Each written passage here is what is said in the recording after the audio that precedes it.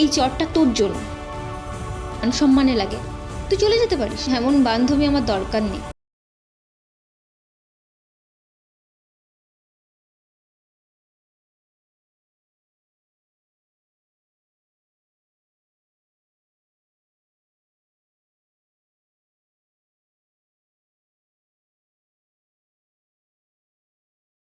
আরে সুহানা, তোর কি মাথা খারাপ হয়ে গেল নাকি?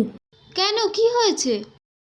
কি হয়েছে মানে? তুই একটা শিক্ষিত মেয়ে হয়ে ওই রকম একটা আনকালচার অশিক্ষিত রিস্কাওয়ালাকে তুই প্রণাম করছিস? ইস, আমার তো ভাবলে কিরকম গাটা পাকিয়ে উঠছে। এতে গা পাকানোর কি হলো?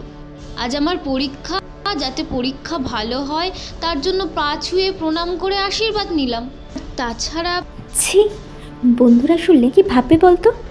ওই দেখ, রিস্কাওয়ালার বোন কমলা যাচ্ছে, শুনতে ভালো লাগবে সেটা? এই শোন, এত হাসির কি হলো? কে কি বললো তাতে আমার মাথা কাটা যাবে না মান সম্মান যাবে?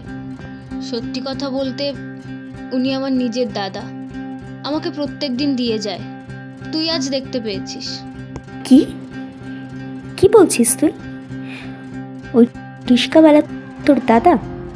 প্লিজ আর জোকস মারিস না, অনেক দেরি হয়ে যাচ্ছে, চল ক্লাসে চল, ওখানে টাকাটা মিটিয়ে চল।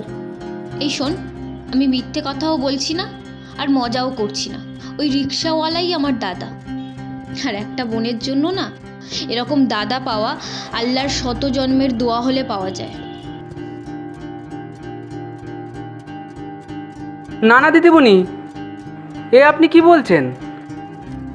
আপনি কথা বাড়াবেন না, আপনার পরীক্ষার দেরি হয়ে যাচ্ছে, আপনি এখন যান। এই দিদিমণি উল্টো পাল্টা বলছে। ও আমার বোন নয় আর আমি ওর দাদা নই। আমি ওকে প্রতিদিন এখানে ওকে পৌঁছে দিয়ে যাই, তো তাই ও আমাকে একটু ওই ভাইয়ার মতন দেখে, ভালোবাসে, এই আর কি। আমি কোথায় একটা অশিক্ষিত ছোটোখাটো রিক্সাওয়ালা। আপনি আপনি এরকম। তোর সাহস কি করে হয় আমার গায়ে হাত দেওয়ার? ছোট লোক কোথাকার। আহ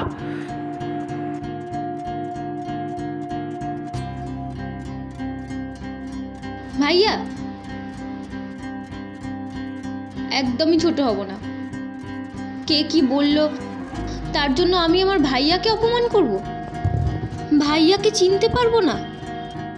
এই শিক্ষা আমি চাই না, যে সারাটা দিন সকাল থেকে রাত পর্যন্ত মাথার ঘাম পায়ে ফেলে রোজগার করে আমাকে লেখাপড়া করাচ্ছে। তাতে কে কি বলল তার জন্য আমি আমার ভাইয়াকে চিনতে পারবো না, অপমান করব? আল্লাহ আমাকে কোনো দিন ক্ষমা করবে না, কোনো দিন না। এই শোন, এই রিক্সাওয়ালাই আমার ভাইয়া, এটা আমার লজ্জা না, আমার গর্ব। আর তোর যদি মান সম্মানে লাগে, তুই চলে যেতে পারিস। এমন বান্ধবী আমার দরকার নেই। তুই আমার ভাইয়াকে চড় মেরেছিস না, এই চড়টা তোর জন্য।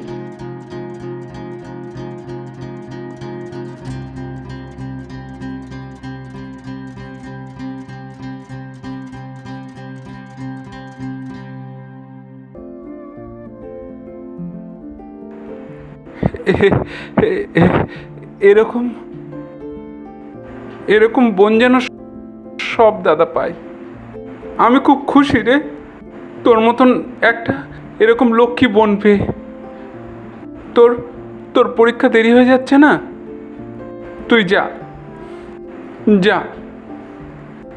যে যে পেশায় থাকুক না কেন, তাকে সম্মান দেওয়া প্রত্যেকটা শিক্ষিত মানুষের কাজ।